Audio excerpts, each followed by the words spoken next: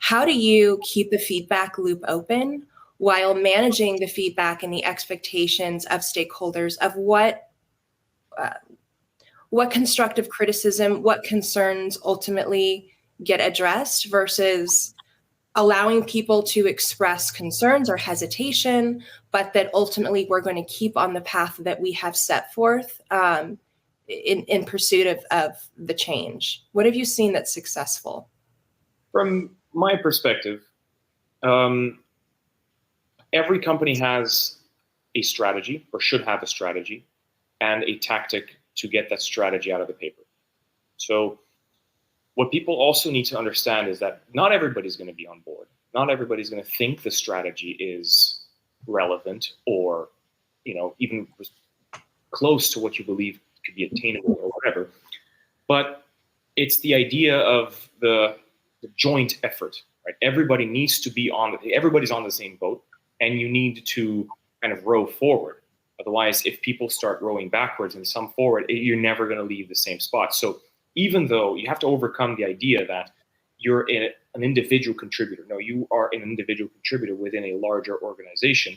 And therefore, the same amount of effort you give in, everybody needs to give in, regardless of you believing on a specific thing or not, right? That is, I think, the core piece to this.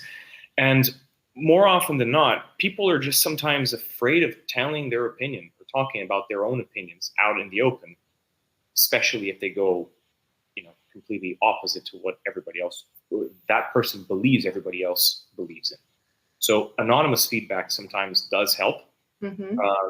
Multiple times in different kind of roundtables or like all hands meetings at weeklies or quarterly, you had this open session where people could just write in their comments or questions anonymously. And that really started sparking some very interesting conversations around the overall direction of the company, but also some people-related matters and things that people wouldn't necessarily surface, but they did because they felt safe to that regard because they wouldn't be identified. So that feedback loop is interesting to create, and I think very effective. But at the end of the day, people need to know that we're not going to be able to take into consideration every single opinion, but giving the stage for people to talk is already a big step forward. Mm-hmm. Yeah. And to add to that, I think one of the pillars to success that I've seen is to help people understand the why. Because there may be a resistance to change because there's just a lack of understanding of why we even have to do this, especially if it creates more work for some of the teams that it's changing for, right? Or different processes. So I would say one of the biggest keys to success there is to help people understand the why, but also do it with empathy. Kind of what you said, Nick, although we can't take everybody's opinion into consideration, I do think it's important to help everybody to feel heard and actively listen with empathy, because some of these folks, maybe they've been doing the same thing over and over again for 10 years, right? That's a lot of ingrained behavior that your group's asking for a change.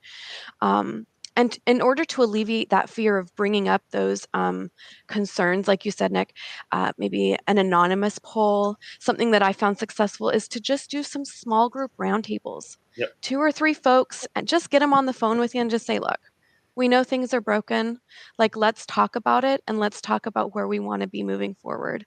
And I found that sometimes if you do those small groups and you can build that credibility quickly, and become vulnerable yourself to be open to those comments and those concerns and those questions, I feel like you can take a detractor and make them an advocate almost, because then they feel comfortable with you, they understand the why, and they may even be telling you things that you didn't think of about the process that you're like, oh, maybe we need to reevaluate.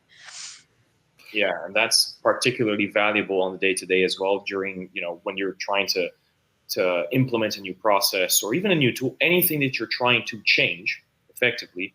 The why is extremely important as to why you're doing that. There must always be a reason apart from just, we're switching. Yeah. Sure. Then why? Why am I spending time? Why am I investing my time and brain power to do this for no reason?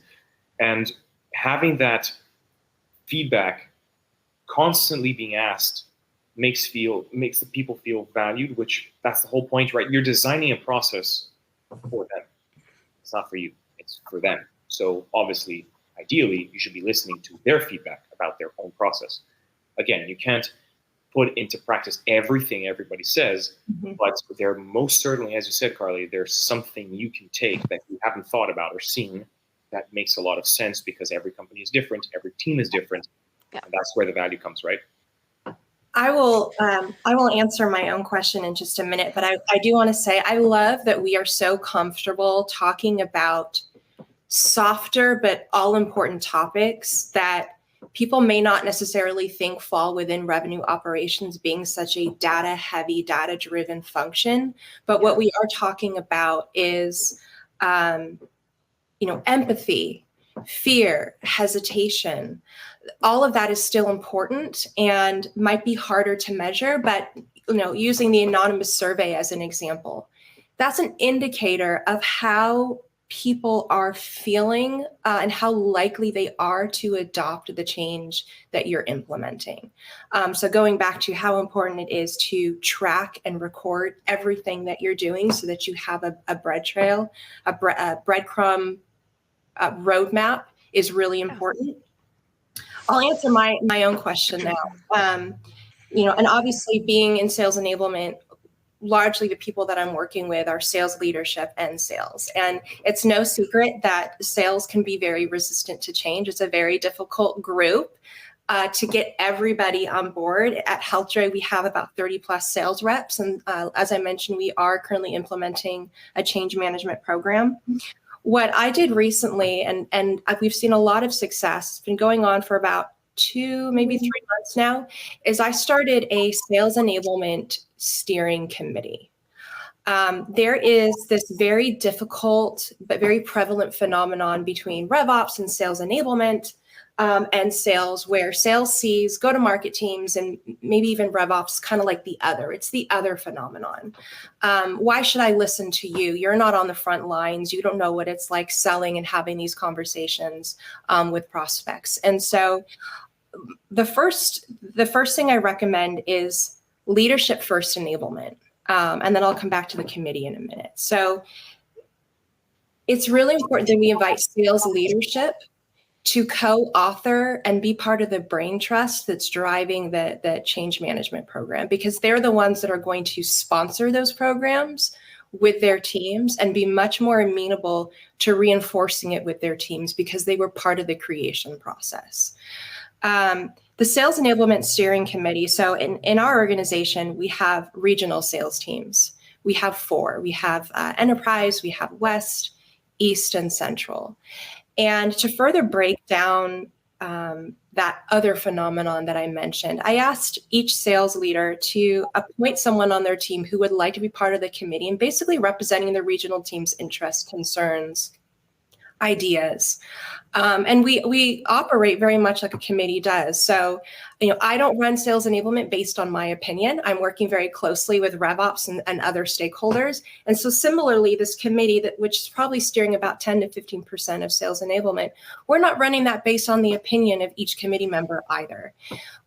They are welcome to bring ideas, thoughts, and concerns to the table. Then we talk about, do we all share this concern? Do we think it's something that we might want to further dive into and seek a solution? If they on the committee agree with it, then the next step is each committee member brings it to their regional team to discuss and get a vote on, yes, this is really important. I would like to see a solution. I would like to see this done differently.